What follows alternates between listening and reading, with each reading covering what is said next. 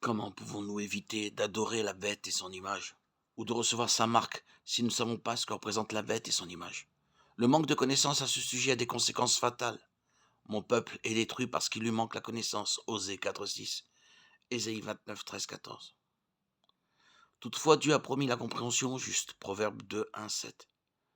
Matthieu 7, 7, 8. Je suis vivant, dit le Seigneur, l'Éternel. Ce que je désire, ce n'est pas que le méchant meure, c'est qu'il change de conduite et qu'il vive. Revenez, revenez de votre mauvaise voie, et pourquoi mourriez-vous, maison d'Israël? Ézéchiel 33, 11. Michée 3, 18, 20. 2 Pierre 3, 10, 11. Quelle est la signification de cette bête avec cette marque unique? Avant de discuter de la bête elle-même, nous devons comprendre le contexte historique précédant la bête. Le meilleur point de départ est le livre de Daniel qui traite en profondeur de la prophétie du VIe siècle avant Jésus-Christ jusqu'à la fin des temps. L'interprétation des symboles utilisés dans la prophétie biblique n'a pas été confiée au hasard. La Bible elle-même nous donne la clé de la compréhension de Pierre 1,20. Dans la prophétie, une bête symbolise un roi ou un royaume, ce qui est clairement enseigné dans Daniel 7, 17, 23. Ces grands animaux, ce sont 4 rois. Le 4e animal, c'est un 4e royaume qui existera sur la terre. Dans Daniel 7, 3, il est écrit « Et 4 grands animaux sortirent de la mer. » La mer ou l'eau représente des peuples, des foules, des nations et des langues. Apocalypse 17, 15, Ésaïe 8, 7. Au chapitre 7 de Daniel, le prophète voit les empires mondiaux à venir représentés par des bêtes. Nous trouvons une description parallèle dans Daniel 2, 27, 45, où des parties individuelles d'une statue symbolisent de façon précise le cours de l'histoire humaine.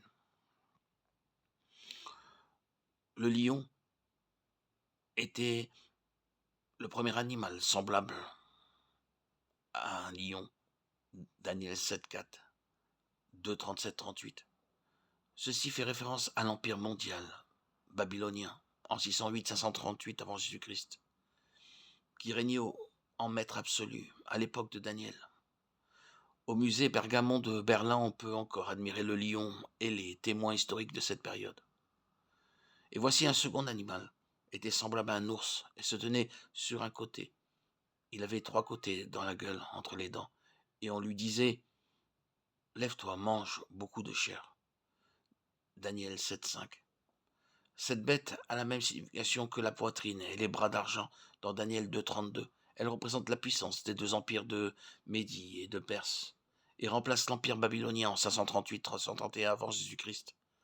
C'était une monarchie double avec les Médès, gouvernant d'abord puis plus tard les Perses. Les 2 bras et l'ours se tenant sur un côté soulignent cet aspect de la prophétie.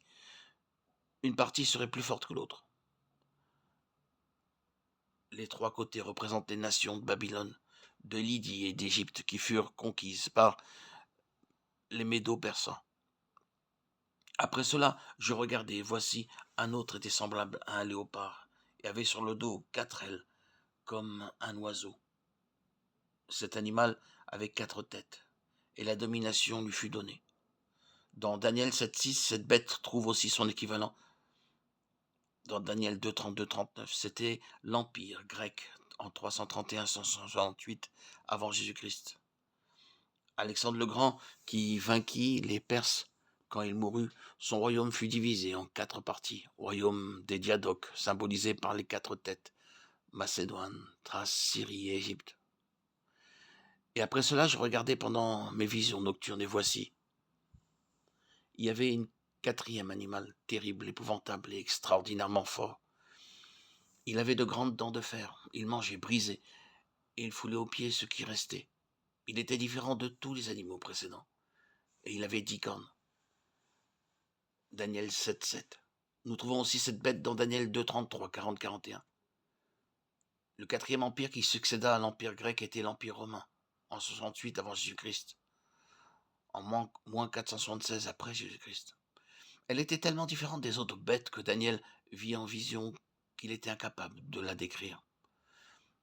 Les 10 cornes de Daniel 7, 24 représentent les 10 royaumes qui s'élèveront de ce royaume. Il est un fait historique que l'empire romain s'écroula En 476 après Jésus-Christ, à sa place surgirent 10 nouveaux royaumes issus des tribus germaniques qui constituent les États européens d'aujourd'hui. En parallèle avec Daniel 7.7, nous trouvons que dans Daniel 2.42-44, ceci était symbolisé par les 10 doigts de pied. Il s'agissait des tribus suivantes: les Allemands, l'Allemagne, les Francs, la France, les Anglo-Saxons, la Grande-Bretagne, les Burgondes, la Suisse, les Wisigoths, l'Espagne, les Suèves, le Portugal, les Lombards, l'Italie, les Hérules, les Vandales, les Ostrogoths. Je considérais les cornes et voici une autre petite corne sortie du milieu d'elle, et 3 des premiers cornes furent arrachées devant cette corne. Et voici, elle avait des yeux comme des yeux d'homme, et une bouche qui parlait avec arrogance. Daniel 7.8. Les différents signes d'identification, elle sortit du milieu des 10 cornes, les 10 royaumes, et 3 des 10 premiers cornes furent arrachés quand elle monta au pouvoir. Dans Daniel 7.24, il est dit ceci: la petite corne s'élèvera après les 10 cornes. Il n'y a qu'une puissance dans toute l'histoire qui corresponde à cette description. À Rome, au centre même de l'Empire fracturé, s'éleva après l'an 476 après Jésus-Christ de notre ère la papauté, le gouvernement de l'Église catholique, dirigé par un homme. Quand elle monta au pouvoir, 3 des tribus gothiques, les Hérules, les Vandales et les Ostrogoths, furent arrachés. Par le décret de l'empereur de Rome oriental Justinien, en 533 après Jésus-Christ, l'évêque de Rome fut nommé chef de toutes les églises chrétiennes. Quand la dernière des 3 tribus ariennes, les Ostrogoths, résista au décret en 538 après Jésus-Christ, elle fut détruite et chassée de Rome par le général Bélisaire.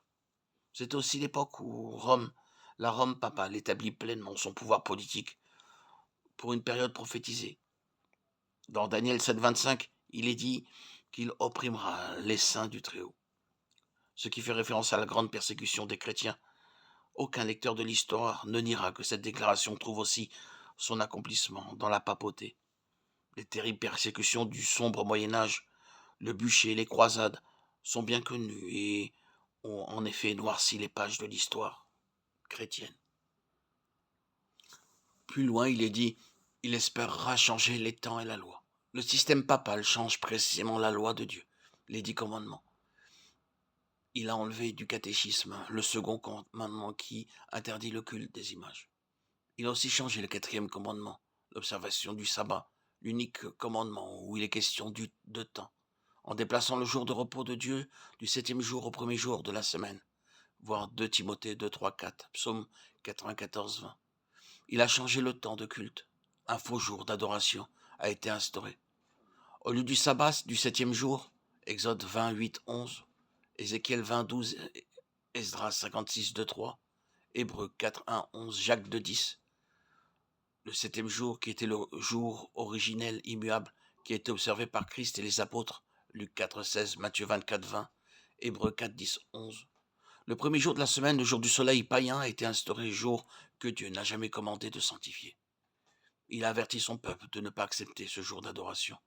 Apocalypse 14, 9, 11, 16, 2, 19, 20, Ézéchiel 8, 16, 18. Et il lui fut donné une bouche qui proférait des paroles arrogantes et des blasphèmes. Elle ouvrit sa bouche pour proférer des blasphèmes contre Dieu, pour blasphémer son nom, son tabernacle et ceux qui habitent dans le ciel. Apocalypse 13, 5, 6, Daniel 7, 8, 25. Comment la Bible définit-elle le blasphème? Au cours d'un complot contre lui, Jésus fut accusé de blasphème. Parce que toi qui es un homme, tu te fais Dieu. Jean 10, 33. Nous trouvons un autre type de blasphème dans Luc 5, 21. Qui est celui-ci qui profère des blasphèmes? Qui peut pardonner les péchés si ce n'est Dieu seul? Les 2 formes de blasphème mentionnées s'appliquent à la papauté. Sur cette terre, nous occupons la place du Dieu Tout-Puissant. Souvent, le pape est appelé Saint-Père, bien que Jésus ait interdit de s'adresser de la sorte à un homme. Matthieu 23, 9. Parce que cette appellation est réservée exclusivement au Père Céleste. Jean 17, 11. Même la durée de la suprématie papale est prophétisée comme étant de 3 temps et demi, dans Daniel 7, 25, 12, 7 et Apocalypse 12, 14. De 42 mois dans Apocalypse 11, 2 et 13, 5. Et de 1260 jours dans Apocalypse 11, 3 et 12, 6.